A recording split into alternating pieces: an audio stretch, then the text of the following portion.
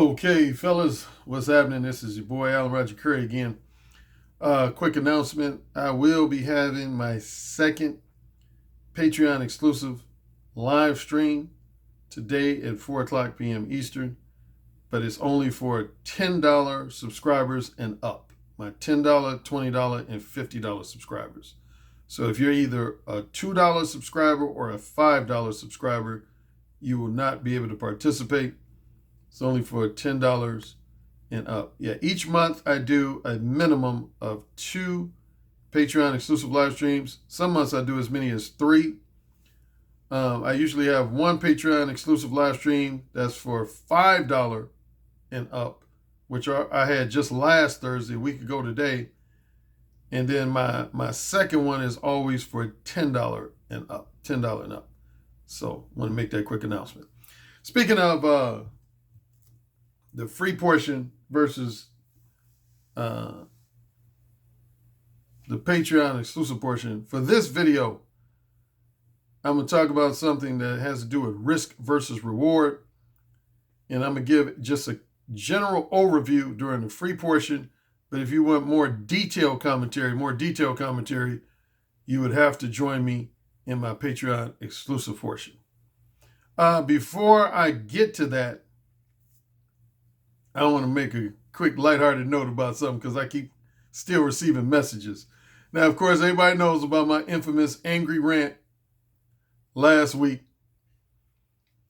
And during that angry rant, one of the things I declared was, I said, I'm the king of the Manosphere, and even more specifically, that I was the king of the Black Manosphere.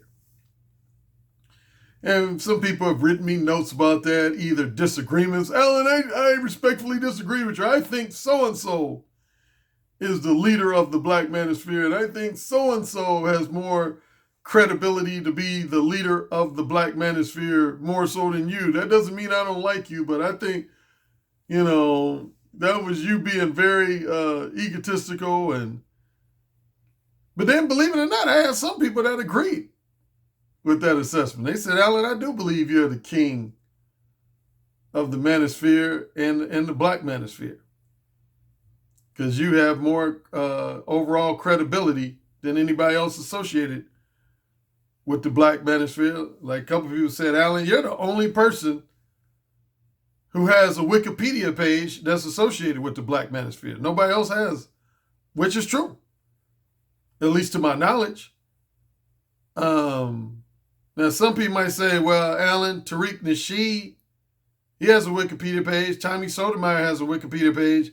But those two guys aren't technically, they're not really considered a part of the Manosphere. Well, technically, I'm not really considered a part of the Manosphere anymore because I left, which brought up another criticism. Some people said, Alan, you did a video saying you officially wanted to disassociate yourself from the Manosphere. So how can you now turn around and say that you're the king? Let me just put that to rest. I'll be honest. A lot of that came from anger. So I don't know if I really meant that in seriousness when I said I was, when I yelled and said, I'm the king of the Manosphere. I already have 2 nicknames that are pretty official worldwide. And that would be, one nickname I gained about 7 or 8 years ago was Godfather of Direct Verbal Game. Yeah, a lot of people worldwide refer to me as the Godfather of Direct Verbal Game Advice, which is a nickname I fully embrace and agree with, because I am. I am the Godfather of Direct Verbal Game Advice. I mean, before I came out with my Mo 1 ebook in May of 1999, nobody was espousing direct verbal game to the degree that I was. Nobody. So that's a nickname I do have worldwide that I fully embrace. Matter of fact, Anthony Johnson of the 21 Convention, that's how he introduced me at the 21 Convention in 2017 and 2018 as the Godfather of Direct Verbal Game Advice. So that's one nickname I already have. And a nickname I had probably even before that nickname was the nickname the King of Verbal Seduction and Kinky Erotic Dirty Talk. the king of verbal seduction, and the king of kinky, erotic, dirty talk. Yeah, I first earned that nickname, the woman who you always hear me refer to. Well, actually, I've had a few women. I would say over my lifetime, I've actually had probably as many as 9 or 10 women that have given me some variation of that nickname. Like I've had women call me the king of phone sex, the king of talking dirty, the king of one night stands, the king of seduction, the king of quick seduction, king of straightforward seduction. I've had a lot of variations of that nickname. But the one that stuck was actually the woman who you've heard me refer to in my videos as Sharon. Her and 2 of her girlfriends actually gave me that nickname back around, I want to say it was around 1998 or 1999 is when I first got that nickname. Yeah. Sharon, the woman, that's not a real name, but I refer to her in my videos as Sharon. Woman who I refer to as Sharon and 2 of her girlfriends when I was living in California gave me the nickname the king of verbal seduction and the king of kinky dirty talk. And that was mainly because, as you know the story with Sharon, first me and her were fuck buddies, and then we slowly but surely transitioned into becoming just friends, which is never something most men want to do, is go from being fuck buddies to just friends. But after we became just friends, the interesting thing about our relationship, Sharon would still challenge me and dare me to seduce different like friends of hers, or if we were at a party, she would pick out women and say, I bet you can't seduce her. And over half the time, I would end up seducing these women to the point where it just amazed her. She said, Alan, I got to give you props. You're the king. She said, I've never known a guy in my life, and I've interacted with quite a few guys. She said, I've never known a guy that was able to seduce women, particularly women who were like considered bitches, like hard to get along with bitch type women. She said, I've never known a guy who can seduce women as quickly and effectively as you. She said, you're the king. You're the king, and you're the king of kinky phone sex and dirty talk. Man, most of you should know this, but when it comes to just kinky dirty talk, do you know I've had phone sex starting roughly 1991 up until now? I've had phone sex with over 2,100 women in my life. Yes, over 2,100 women in my life, with a good percentage of those women paying me money for it. Yes, I say in my book, Who Said Again, if you own that book, you'll see where I say, I essentially for a period of time was what was known as a phone sex gigolo. A phone sex gigolo. Yeah, women would actually pay me to this day, as recently as just early this year. I've had women pay me for phone sex. Yep, I've had women pay me for phone sex in 2019. So anyway, those are the 2 nicknames I do officially have, is the Godfather of direct verbal game advice and the king of verbal seduction and the king of kinky dirty talk. So I don't need another nickname to add to the list. Because the reason why I would be reluctant to ever seriously categorize myself as the king of the manosphere, or the king of even the black manosphere, is because unlike the attraction and seduction community, otherwise known as the pickup community, the manosphere covers a broad range of topics. The manosphere covers a broad range of topics. There's topics for men related to career improvement, physique improvement, financial improvement, overcoming divorce,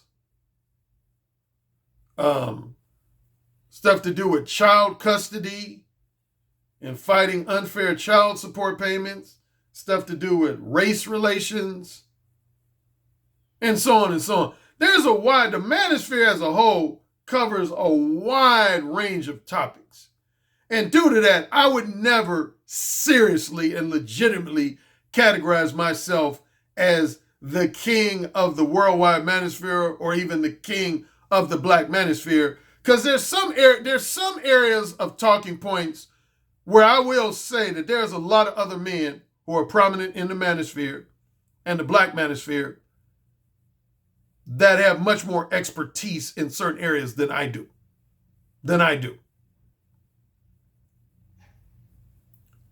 Like you take O'Shea Duke Jackson. Now, I know most of you are going to be expecting me to say something critical or insulting about him, considering that he took it upon himself to roast me. But one thing I will say about O'Shea Duke Jackson, on his show, on his channel, he covers a wide range of topics that go many times above and beyond the area of dating and relationships. I've seen him cover a wide range of topics. Do it, money management, health and fitness, entrepreneurship, the global economy, and so on and so on.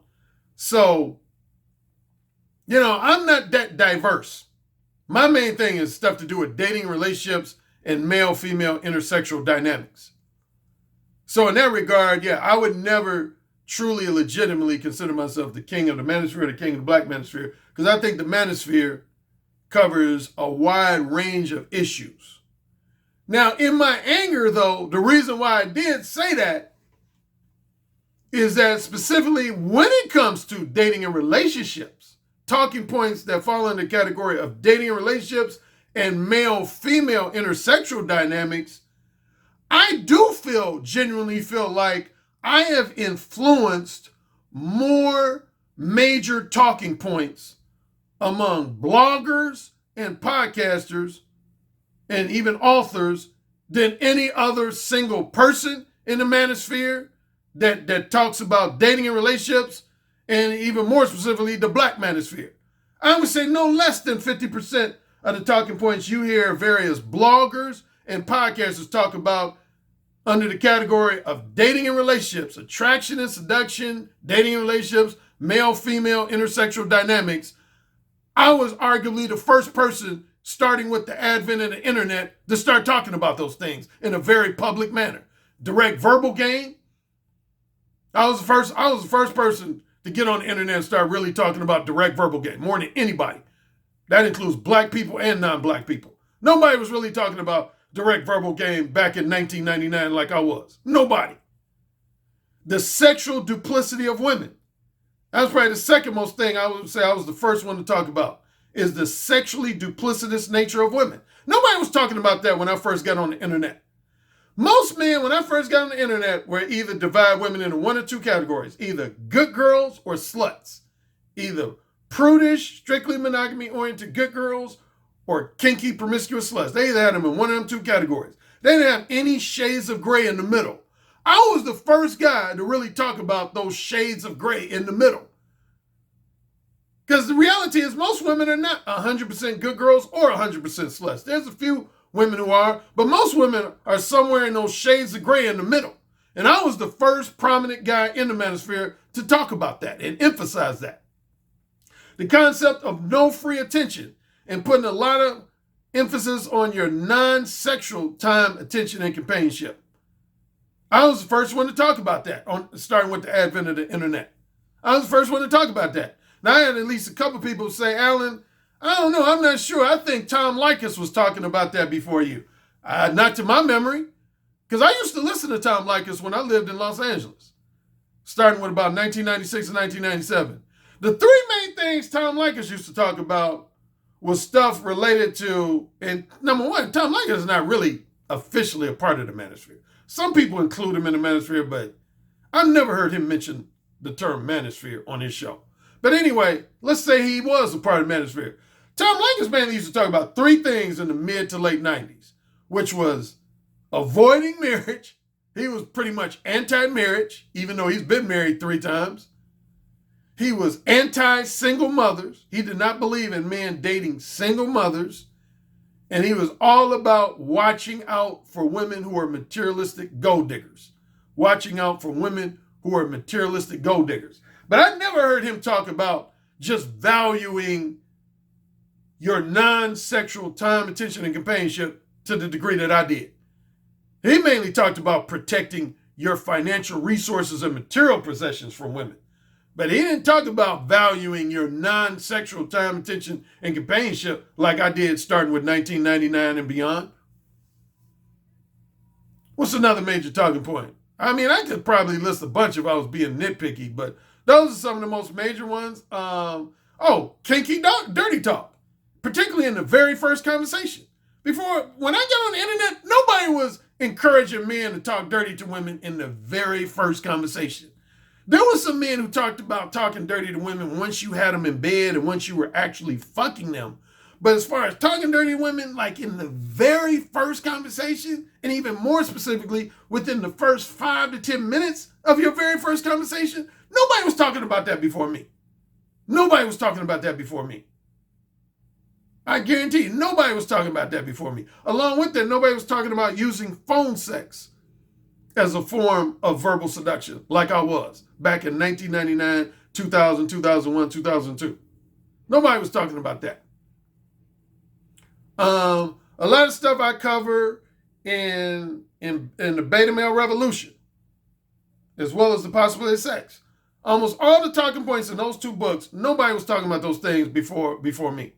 So that was what prompted me to say, I'm the king of the manosphere. I'm the king of the black manosphere. I'm the king of all these dating relationships, talking points that are utilized in the manosphere, because a lot of stuff that people talk about related to dating and relationships and male-female intersexual dynamics, again, I was pretty much the first person to originate most of these talking, but I would say no less than 50% of them.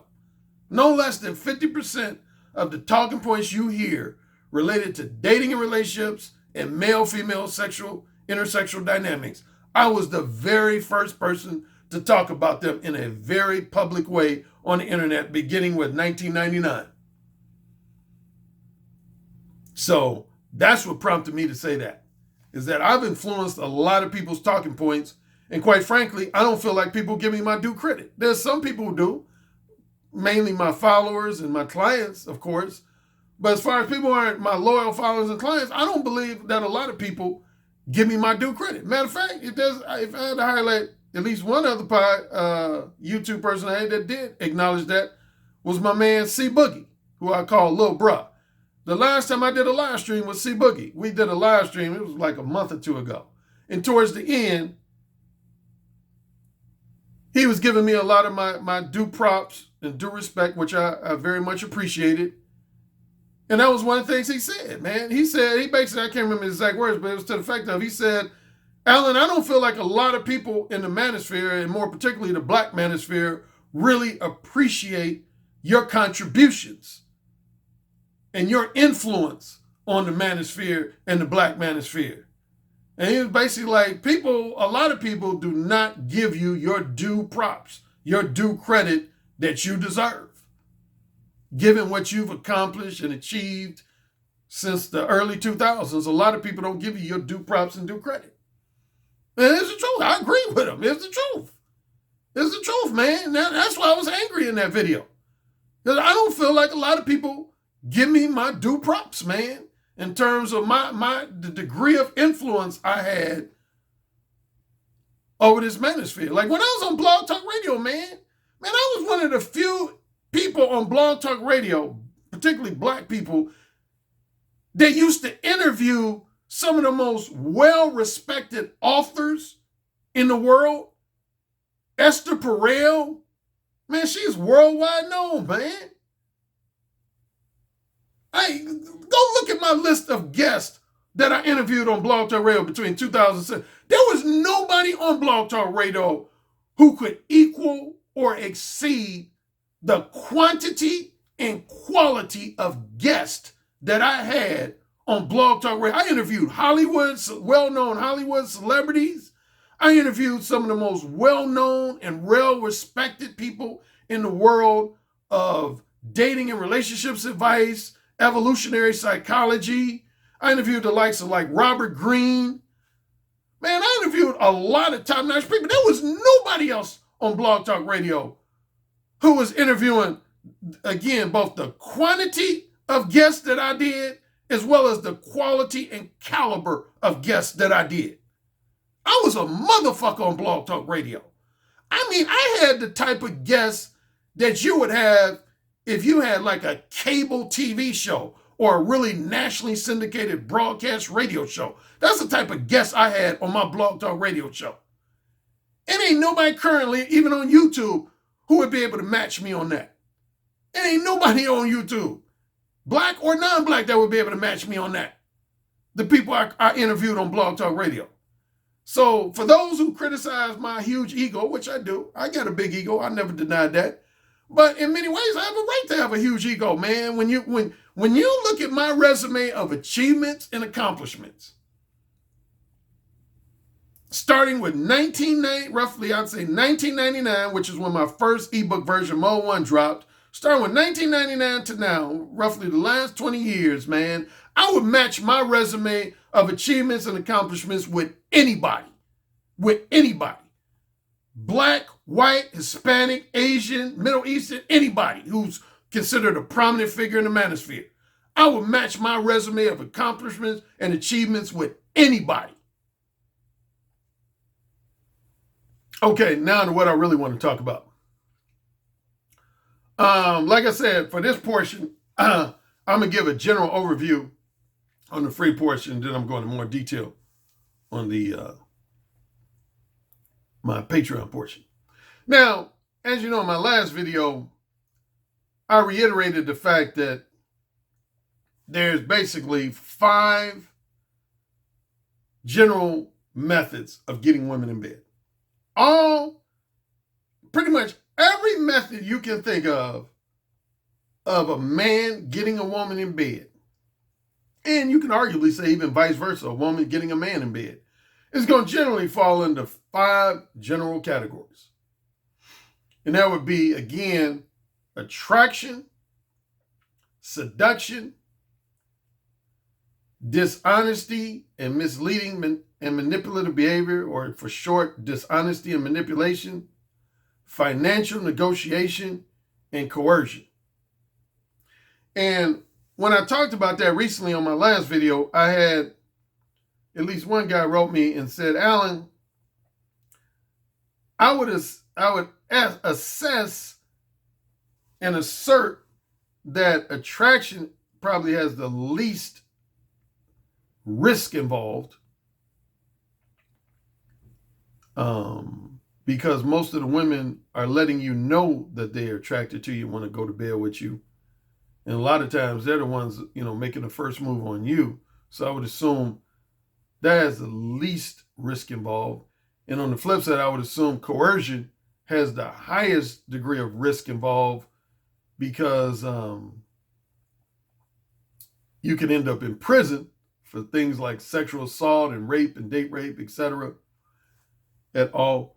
And he said, but what about those middle 3? Seduction, dishonesty and manipulation, and financial negotiation. If you had to evaluate at minimum those 3 in terms of risk versus reward, how would you evaluate those 3 of the 5? Okay, so what I'm going to do right now is I'm going to give a general overview of each of the 5 categories, and then I'm going to save some of my more detailed commentary on each one for the Patreon exclusive portion. Okay, here we go. Let's start with attraction. Attraction. General description of what I mean by attraction. Attraction happens when a member of the opposite sex, or in the case of homosexuals and bisexuals, a member of your own gender, finds themselves naturally, keyword naturally drawn to you and naturally motivated to spend time with you in either a romantic manner, a strictly sexual manner, or at minimum a purely platonic manner, based on a combination of your physical attributes, such as, your facial looks, your physique, etc., as well as your non-physical attributes and behavioral traits, such as, your intelligence, your sense of humor, your level of confidence, your level of alpha male dominance, etc. What is the inherent risk involved with attraction? For all practical purposes, there is no real risk involved with attraction, since the woman is naturally, again, that key word, naturally motivated to spend time with a man in a sexually intimate manner. What I mean by naturally is you don't have to offer that woman any money. You don't have to promise her any type of long-term monogamy. You don't have to necessarily feel obligated to spend a lot of time with her non-sexually. She's going to be naturally motivated to go to bed with you. That's attraction. That's attraction. And again, I might cover that in a little more detail in my Patreon exclusive portion. Okay, next up, seduction. Seduction. Seduction, which of course is what I tend to emphasize a lot in my books, and particularly my book, Ooh, Say It Again. Seduction comes into play when you are in a position where you have to charm and persuade a woman to go against her better judgment, go against her normal morals, values, and ethics, and generally contradict her initial or original preferences for male companionship. An example of this would be you persuading a woman to engage in short-term sex with you when she much prefers to engage in long-term sex with you, and or when you persuade a woman to engage in non-monogamous sex with you when she would much prefer to engage in strictly monogamous sex with you. Either one of those two examples, if not a combination of both of those examples, would be representative of seduction. What are the inherent risks involved with seduction?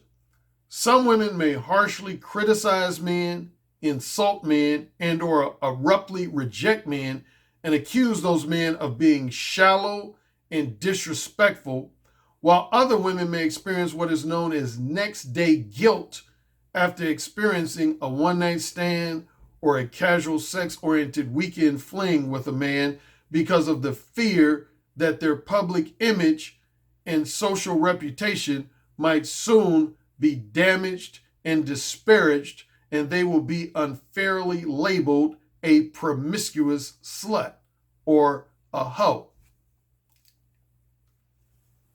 Yes. And again, I will talk about this in at least a little bit more detail in my Patreon exclusive portion. Next up would be dishonesty and manipulation.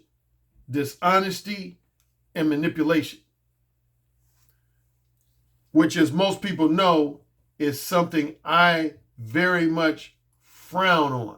It's something I very much frown on and do not really endorse or condone. Dishonest and misleading and manipulative behavior, which could generally be considered indirect gain. Indirect gain.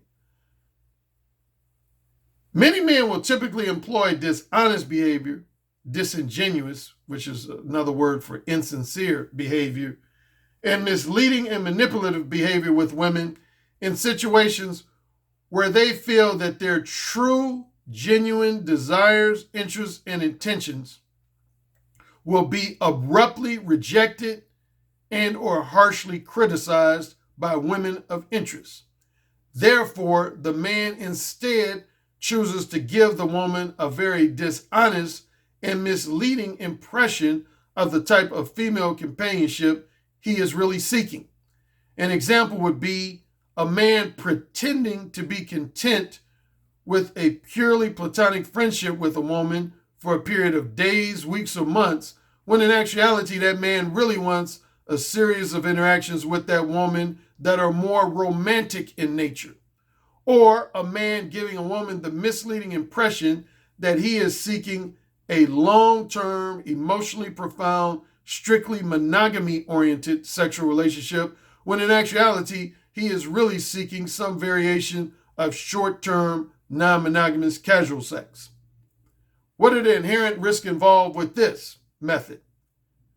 Once a woman realizes she has been lied to, misled, and had her emotional feelings toyed with, many women will become very vengeful and vindictive and may choose to do things like commit some form of vandalism and or violence against the man who toyed with her emotions, or at bare minimum, the woman will seek to ruin that man's public image and reputation by doing something such as falsely accusing that man of sexually assaulting her or date raping her.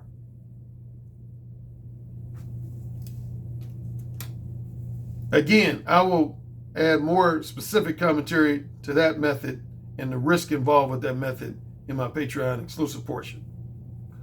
Next up would be what's known as financial negotiation. Financial negotiation. Financial negotiation.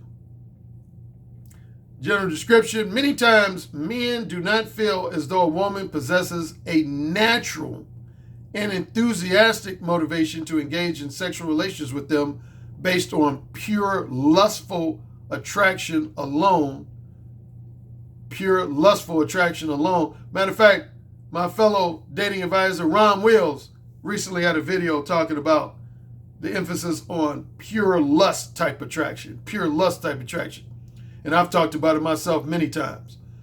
So what many men will do is resort to offering a woman cash compensation, materialistic gifts, employment or job promotion offers, or something else of material or tangible value in exchange for the woman's short-term or long-term sexual companionship. When a man offers a woman money, cash money, in exchange for a short-term non-monogamous sexual companionship, this is generally referred to as tricking. Tricking.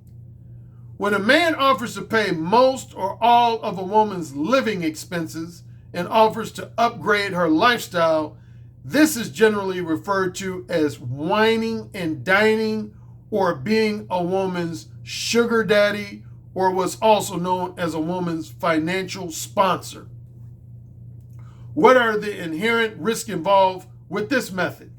In many cities, states, and countries across the world, tricking is considered illegal, and it is formally categorized as solicitation for prostitution. That's the formal term for tricking. It's solicitation for prostitution, which could consequently result in jail time for men who are charged with the crime. Also, when a woman is only motivated to engage in sex with a man because of some form of financial compensation, she will always be quick to dump that man when offered more compensation by a man who is wealthier or a man who's more financially generous. I will offer more specific detail related to that in my Patreon exclusive portion. And finally, of the 5 methods for getting women in bed, and arguably the most despicable of the 5 would be coercion. Coercion. Coercion.